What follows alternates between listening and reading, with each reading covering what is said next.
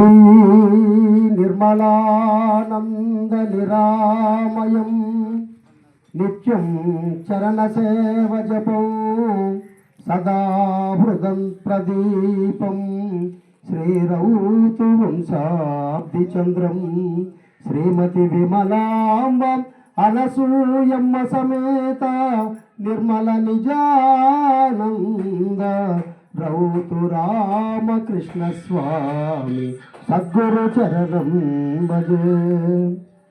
మద్గురుదేవులైన నిర్మల నిజానంద రౌతు రామకృష్ణ స్వామికి, అలాగే ఈ సభలో అధ్యక్ష, ఉపాధ్యక్ష, గౌరవ అధ్యక్షులు, మిగతా తదితర పెద్దలకి, వేదిక ముందు ఆసీనులై ఉన్న మదాత్మ ప్రియాతి ప్రియమైన సోదరి సోదరుమణులకి, అలాగే ఈ శవసాన పుట్టుగా గ్రామ పురజనులకి, అలాగే కృష్ణమూర్తి నర్తు కృష్ణమూర్తి ఆర్యులకు కుటుంబ సభ్యులకి నా హృదయపూర్వక శిరస్సాష్టాంగ దండ ప్రమాణములు అర్పిస్తూ,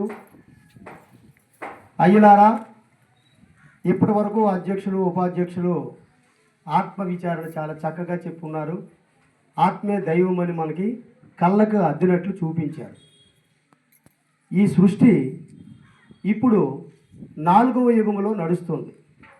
ఇంతకుముందు సత్యయుగము, త్రేతాయుగము, ద్వాపార యుగము, ఇప్పుడు కలియుగంలోనికి మనం వచ్చి ప్రథమ పాదములో ఉన్నాం. మనకి ఇంట్లో ఏమైనా శుభకార్యాలు జరిగితే బ్రాహ్మణుడికి పిలిస్తే కలియుగే ప్రథమ పాదే జంబూద్వీపే భరతవర్షే భరతఖండ అంటుంటారు. అంటే ఇంక ప్రథమ పాదములో ఉన్నాం. 4 పాదాలు ఈ యుగం. ఇప్పుడు ద్వాపార యుగం పూర్తయిపోయి 5128వ సంవత్సరం ప్రస్తుతం రన్నింగ్ అవుతుంది. జనమేజయ మహారాజు నుండి ద్వాపార యుగం పోయి కలియుగం ప్రారంభమైందని చెప్పేసి మన పూర్వం పురాణాలు, గ్రంథాలు ఇవన్నీ చెప్తున్నారు.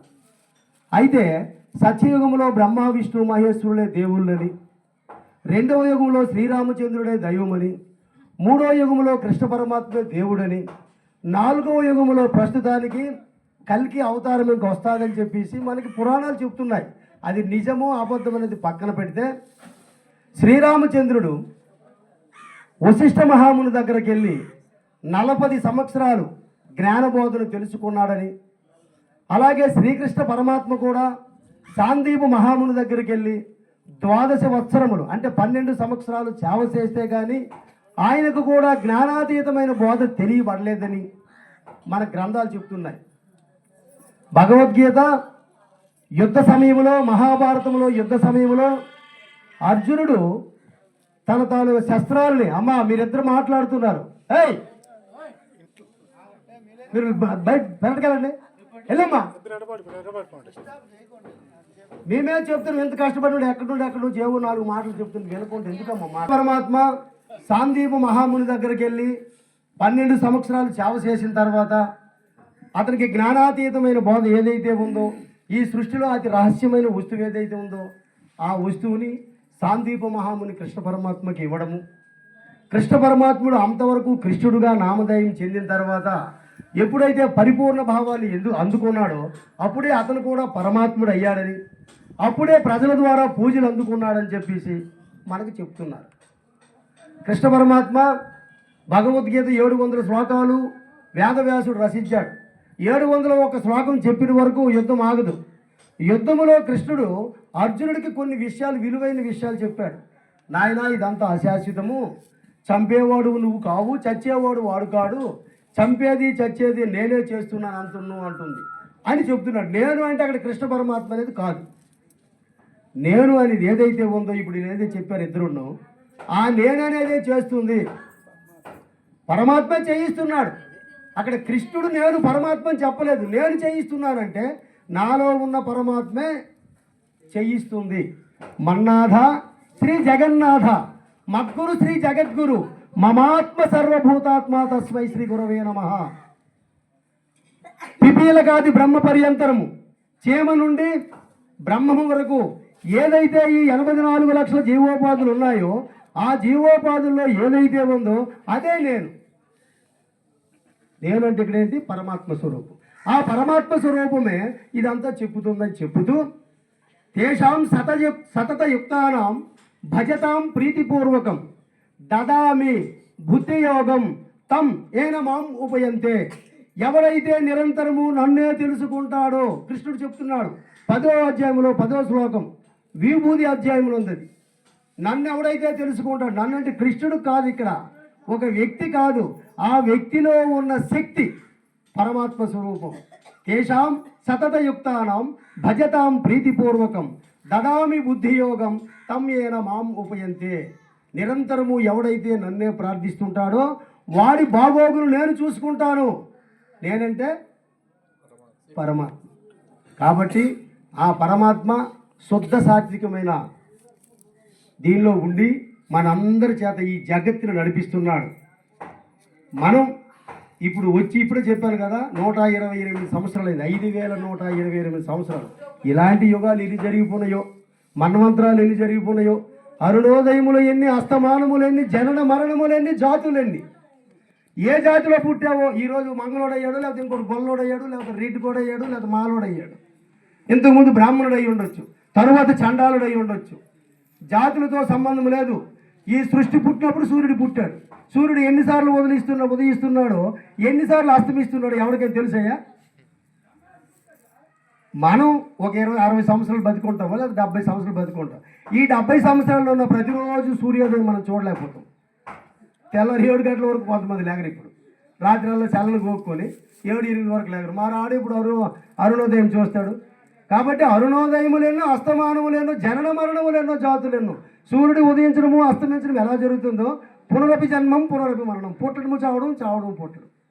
అది లేకుండా ఆ చావు పుట్టుకలతో మనము ఉండకుండా, మళ్ళీ తిరిగి జన్మకు రాకుండా ఏదైతే ఉందో దాన్ని మనము మన జ్ఞానము ద్వారా తెలుసుకొని, మనలో జ్ఞానం అనేది తెలివి, అదే ఆత్మస్వరూపం ఉంది కదా, ఆ జ్ఞానాన్ని దాన్ని మనం ఆత్మగా వాడుకొని, ఆ ఆత్మనే మనం జ్ఞానాంశంగా తెచ్చుకొని, ఆ జ్ఞానము ద్వారా శాస్త్రాలు గ్రంథాలు అన్నీ తెలిసి తెలిసి తెలిసి ఎప్పుడైతే గురువు వాక్యం, అయ్యా ఒక్క నిమిషం వినండి, శాస్త్ర దృశ్యం గురోరు వాక్యం, శాస్త్రాల్లో ఏదైతే చెప్తున్నాడో గురువు అదే వాక్యం చెప్తున్నాడు.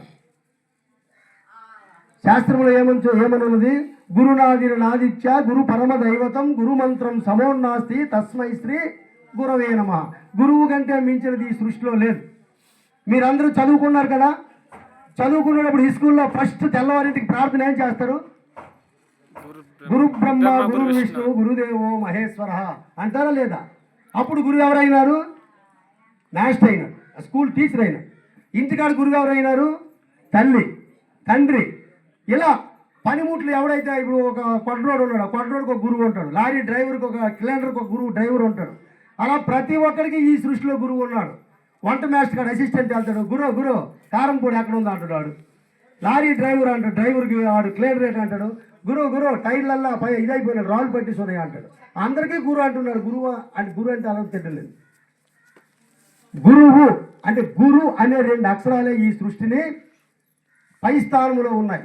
ఊర్ధ్వంరాయ గురోర్పదం, ఊర్ధ్వంరాయ గురోర్పదం త్రిభువనోంకారాఖ్య సింహాసనం సిద్ధాచార్య సమస్త వేద పఠితం సచ్చక్ర సంచారిణం అద్వైత స్ఫురదగ్నిమేకమమలం శాంతం పూర్ణ ప్రభా శోభితం శాంతం శ్రీ గురు పాద పంకజం భజమన చైతన్య చంద్రోదయం.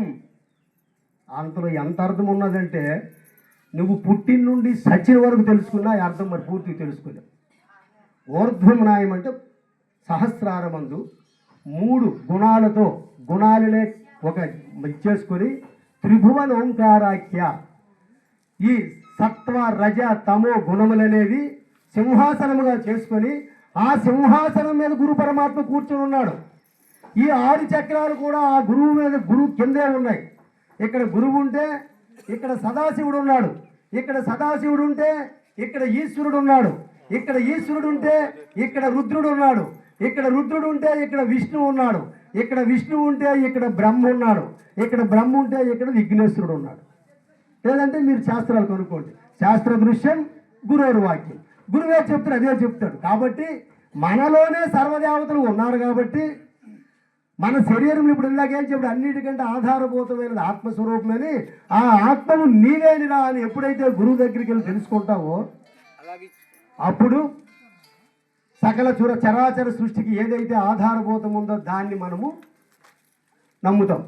అందుకే నమ్మకమే ప్రధానం.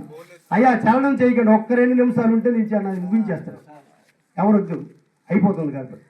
దానికి శ్రద్ధాభక్తి విశ్వాసం ఉండాలంటున్నాడు మా సోదరుడు. ఫస్టే చెప్పాడు, శ్రద్ధావాన్ లభతే జ్ఞానం. భగవద్గీతలో అది 4వ అధ్యాయంలో అనుకుంటాను, 29వ శ్లోకం. శ్రద్ధావాన్ లభతే జ్ఞానం అంటే ఎవరికైతే శ్రద్ధ భక్తి విశ్వాసం ఉంటారో వాళ్ళకే జ్ఞానం కలుగు. అందరికీ జ్ఞానం రాదు. ఇదొక కళ, ఇదొక కళ. అందరూ చెప్పలేరు, అందరూ మాట్లాడలేరు, అందరూ తెలుసుకోలేరు. పుట్టామా చచ్చామా, ఎందుకు పుట్టామో కొంతమందికి తెలియదు, ఎందుకు చనిపోతున్నామో కొంతమందికి తెలియదు, అసలు ఏం పనిచేస్తున్నామో కొంతమందికి తెలియదు. ప్రతిరోజు తెల్లవని మేము గురుపాదం పట్టి నేటికి 25 సంవత్సరాలు అవుతుంది. ఈ ఊర్లో మా సోదరులందరూ ఉన్నారు. ఇగో ఆడు మా సోదరుడు, ఈడు మా సోదరుడు, ఆయమ్మ సోదరుడు, అందరూ మా సోదరులే, మా గురువు గారు బిడ్డలే. మేమందరం, నేను 25 సంవత్సరాలు మంత్రోపదేశం తీసుకుని నుంచి ఈ రోజు వరకు ప్రతిరోజు అనునిత్యము ఎన్ని బాధలు పడుతున్నాం, ఒక్క విషయం కూడా తెలియలేకపోతున్నాం, ఇంకా తెలుసుకోలేకపోతున్నాం, ఇంకా తెలియడానికి ఇంకెంత ఉందో అనుకుంటున్నాం. అందుకే శ్రద్ధ. అందుకే మనకు చెప్తారు, ఏం చెప్తారంటే శ్రీరామచంద్రుడు లాంటి దేవుడు ఉండాలి, గురువు ఉండాలి, ఆంజనేయ స్వామి లాంటి శిష్యుడు ఉండాలంట. అందరూ శిష్యులు కాదు. వజ్రాలహారం ఇస్తే కోరిక జల్లేశాడంట, అతనికి తెలియక జల్లేశాడా? కొందరు అంటారు కోతి అడికేది తెలుస్తుంది అంటారు. కాదు, అందులో రామ రామ రామ అనే నాదం నాకు వినిపించలేదు, నాకు వద్దు అని జల్లేశాడు. అంతేగాని ఆడు కోతి అని జల్లిలేదు. సకల నవవ్యాకరణ పండితుడు అతను, 9 వ్యాకరణాలు రాసిన అతను గొప్పవాడు, సంగీత విద్వాంసుడు. ఇప్పటికీ చిరంజీవి బ్రతికే ఉన్నాడని చెప్పి పురాణాలు చెప్తున్నాయి. అలాంటి తెలియదయ్యా, తెలుసు. చిన్న ఒక ముచ్చట చెప్తాను వినండి. శ్రీరామచంద్రుడు తండ్రి పితృవాక్య పరిపాలన చేసి కైకేయి మాటలు విని, మన అందరికి తెలిసిందే రామాయణం. ఆవిడేటి చెప్తుంది, నీకు ఏటి కావాలో కోరుకొని అడుగుతుంది. అంటే దశరథ మహారాజు అడిగితే నాకు అవసరం వచ్చినప్పుడు కోరుతాను అంట. సరే, ఎప్పుడు నీకు వచ్చినప్పుడు కోరుకో, ఏదో భూములు భవనాలు అడుగుతుంది కదా అనుకొని చెప్పేసి ఇచ్చాడు దశరథుడు. సరే, ఎప్పుడు అవకాశం వచ్చింది, శ్రీరామచంద్రుడికి పట్టాభిషేకం చేస్తామని వార్తలు వచ్చినాయి. టైం అయిపోయింది, పట్టాభిషేకం చేస్తామని కరెక్ట్గా వెళ్ళింది.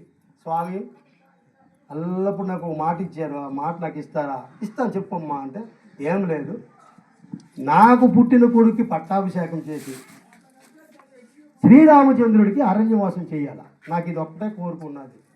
చాలా బాధపడ్డాడు దశరథుడు. అయినా ఆ రోజు మాట ఇచ్చాడు కదా, నీకు ఫలాన్ని ఇస్తా, ఏ వారం కోరిక ఇస్తున్నాడు కదా. శ్రీరామచంద్రుడు పిలిచాడు. ఈరోజు మనందరం రాముడికి దేవుడిని కొలవడానికి కారణం ఆ ఒక్క వాక్యమే. తండ్రి వాక్య పితృవాక్య పరిపాలన వల్ల అతను అడవులకి వెళ్ళి, రాజుకి ఎందుకు ఎంత కర్మ, అడవులకి వెళ్ళి అని షార్ట్ కట్లో చెప్తున్నాను. అడవులకి వెళ్ళి అడవుల్లో నానాపోని యాస గడ్డి గాదరా తినుకొని, కందమూలాలు తినుకొని, నారబట్టలు కనుక్కొని బతుకుతున్న టైంలోన ఆడికేం పోయి కాలం వచ్చిందో ఆడొచ్చి మాయావ్యాసం వేసుకొని మారీచుడుగా అంటే జింకగా వచ్చి శ్రీరామచంద్రుడికి బ్రహ్మలోనికి తోసి సీతాదేవి పట్టుకుని వెళ్ళిపోతుంది. షార్ట్ కట్లో చెప్తున్నా. ఎవరు? రావణాసురుడు. షార్ట్ కట్లు అంటే పట్టుకెళ్ళిపోయిన తర్వాత అప్పుడేం చేశారు, కోతులకి బల్లులకి పిల్లులకి తొండలకి అందరికీ వాడుకొని ఏదో ఒక విధంగా అతను శ్రీలంకకి వెళ్ళి లంకాసురుడికి గెలిచి అంటే అతనికి యుద్ధంలో ఓడించి అతనికి చంపేసి తీసుకొని సీతాదేవికి వచ్చాడు. వచ్చిన తర్వాత ఎవడో ఒక పనికి మాలినోడు ఎవడో ఏలుకుందరికి తెచ్చి ఏలుకుంటున్నాడు అని అంటాడు. ఇది ఒక మాట. అయితే అప్పుడు మళ్ళీ రాముడికి పట్టాభిషేకం చేస్తారు. చేసేటప్పుడు ఎంతమంది అయితే సహాయం చేశారో ఈ సహాయం చేసి ఇప్పుడు మీలాగా ఇప్పుడు అందరూ ఒక ఎమ్మెల్యేకో ఎంపీకో ఎవరికో మీ ఊళ్ళో అందరూ ఒకటికే ఓటేసి ఉంటారు. ఆయన గెలిచి ఉంటాడు, మనకు పార్టీలతో సంబంధం లేదు, గెలిచి ఉంటారు. మీరందరూ వెళ్ళి అయ్యా మా ఊరికి ఒక పని ఉన్నది, మీరందరూ మాకు ఒక హెల్ప్ చేయండి అనుకుని అడుగుతారా? అడగరా? అలాగే శ్రీరామచంద్రుడికి మిగతా వాళ్ళందరూ ఎంతమంది హెల్ప్ చేస్తున్నారు, అందరూ వచ్చారు. మాకు మరి ఇప్పటి వరకు ఇక్కడి నుంచి మీకు సేవ చేసుకునే భాగ్యం మాకు కల్పించండి, మాకు కొలువులు ఇవ్వండి అంటాడు. అంటే నిజమైన భక్తి గురుడు చెప్తున్నాడు, వినండి. అయితే అప్పుడు ఏం చేస్తారు, మంత్రికి పిలిచి ఒరే వీళ్ళందరూ వచ్చి ఉన్నారు, ఎవరెవరికి ఏమి కొలువులు కావాలో ఇచ్చే ఉద్యోగాలు. అయితే ఈయనకేంటి బట్టలు ఉతకడం ఒకడు, బట్టలు ఇస్త్రీ పెట్టడం ఒకడు, తుడ్డం ఒకడు, కడగడం ఒకడు, మరి వంట చేసినోడు ఒకడు, కాయగూరలు తెచ్చినోడు ఒకడు, రాజ్యాన్ని పరిపాలించినోడు ఒకడు, శిస్తు వసూలు చేసినోడు ఒకడు, ఇలా రకరకాలుగా ఈ 100 మందికి డ్యూటీలు ఇచ్చాడు. అక్కడ ఆంజనేయుడు లేడు, ఆంజనేయ స్వామి లేడు. అయితే అల్లం దూరం ఆంజనేయ స్వామి వచ్చినాడు, వస్తున్నాడు. ఏంటి ఇక్కడ ఇంత జనాలు ఉన్నారు, లేట్ జరుగుతుంది అనుకుని వచ్చినాడు. వచ్చిన తర్వాత అందరూ మా అందరికి ఉద్యోగాలు దొరికినాయి అన్నారు. మరి నాకు నీకు లేదు. అరే నీకు లేకపోవడమే నాకు లేకపోవడం ఏంటి, రాముడికి నేను ప్రియమైన బాగుంటుంది నాకు లేకపోవడం ఏంటి, డైరెక్ట్గా రాముడి కడికే వెళ్ళాడు. అయ్యా వీళ్ళందరూ కొలువులు అంటున్నారు, నా సంగతి ఏంటి, మరి నువ్వు లేకపోవడం కదా మంత్రికి అడుగుతుండ్రా, ఏరవా ఏటైందిరా బాబు, మరి ఏట్లేదు. అసలు కనీసము కిల్లి కట్టి రాజుకు నోట్లో పెట్టిన ఉద్యోగం కోరలేడు, అదే ఇంకోటి పట్టుకుని వెళ్ళిపోవడం, ఏ ఉద్యోగాలు లేవు. అప్పుడు ఆయన కొద్ది చిన్న మగం చేసుకున్నాడు. చేసుకున్న తర్వాత రాముడు చెప్తాడు మంత్రికి, అడిగి ఏదో ఒక ఏర్పాటు చేయరా అంటే, అప్పుడు చూడు పూర్వం పెద్దలు ఆవలించేటప్పుడు అంటాం కదా, అప్పుడు మేటకాయలు కొట్టమని ఒక ఉద్యోగం ఉండేది. మనం కూడా అప్పుడప్పుడు మనం ఆవలించి మేటలు కొడుతుంటాం. అలాగే పూర్వం రాజులు అలాంటి వాళ్ళు ఆవలించేట పక్కన ఉన్నోళ్ళంట మేటకాయలు కొట్టోళ్ళంట. ఈ ఉద్యోగం ఒక్కటే ఉంది, కొట్టురాను మేటకాయ అన్నట. సరే మహాప్రభు నాకు పర్వాలేదు. అయితే ఆయన ఎప్పుడు ఆవలిస్తాడు, ఈయన ఎప్పుడు మేటకాయ కొడతాడు. ఆయన ఒక నిద్రలో ఉంటాడు, సీతాదేవి పక్కన పడుకుంటాడు, అప్పుడు ఆవులు ఇచ్చి వెళ్ళి ఆ బెడ్రూమ్కి వెళ్ళి మేము మేటకి కొడతాడా? అలా కాదు, శ్రీరామచంద్రుడు మహాప్రభు ఎప్పుడు మేటగా ఆవులు ఇస్తాడు నాకు తెలియదు కాబట్టి నేను ప్రత్యేకంగా ఒక దగ్గరికి వెళ్ళి ఎప్పుడు మేటకాయలు వేసుకుని ఉంటాను. ఆయన ఎప్పుడు ఆవులు ఇస్తే అప్పుడు ఆవులించుకో, నాకేం పోయిందని ఈయన అనుకున్నాడు. ఆ విషయం రాముడికి చెప్పలేదు. రాముడు ఏంటనుకున్నాడు, పాపం నా శిష్యుడు అందరికంటే నమ్మిన పట్టు నేను ఎక్కడుంటే అక్కడ మేటకాయలు వేయాలంటాడు, ఇబ్బంది పడతాడు, ఆడు ఎప్పుడు మేటకాయలు అయితే నేను అప్పుడే ఆవులు ఇస్తాను ఈయన అనుకుంటాడు. ఈ అనుకున్నట్టు ఆయనకి తెలియదు, ఆయన అనుకున్నట్టు ఈయనకి తెలియదు. ఆడు చెట్టెక్కిపోండి ఆంజనేయ స్వామి. ఈ రాముడేమో పరిపాలన చేసుకుంటాడు, అక్కడ మేటకాయలు కొడతాడు. ఇక్కడ కొడుతుంటే అతను ఆపడం లేదు, అతను టకా టకా టకా టకా కొడుతుంటే ఆనిసి నోరు ఉండిపోయింది. మరి కిందక ఆడాపిది కదా, కిందకు వస్తుంది. ఆడాపిడు కొట్టుకొని వెళ్తాడు, ఇలాగా నోరు అలాగ సాపీసి అలాగ ఉండిపోయాడు రాముడు. అదే రాముడికి ఏదో జబ్బు వచ్చింది కదా, ఏటైంది అనుకొని చెప్పేసి రాజవైద్యులకి అందరికి తెచ్చి చూపిస్తారు. రాముడికి ఏది లేదు, అంతా బాగుంది. ఇది ఎందుకు ఈ నేరేలు ఉండిపోయిందో మాకు తెలియదు అని చెప్పేసి వీళ్ళు అనేశారు. అప్పుడు ఇందాక చెప్పారు కదా, రాముడికి 40 సంవత్సరాల జ్ఞానాన్ని బోధించే వశిష్ఠుడు ఉన్నాడని చెప్పేసి, అతను జ్ఞాన గురువు, విశ్వామిత్రుడు కులగురువు.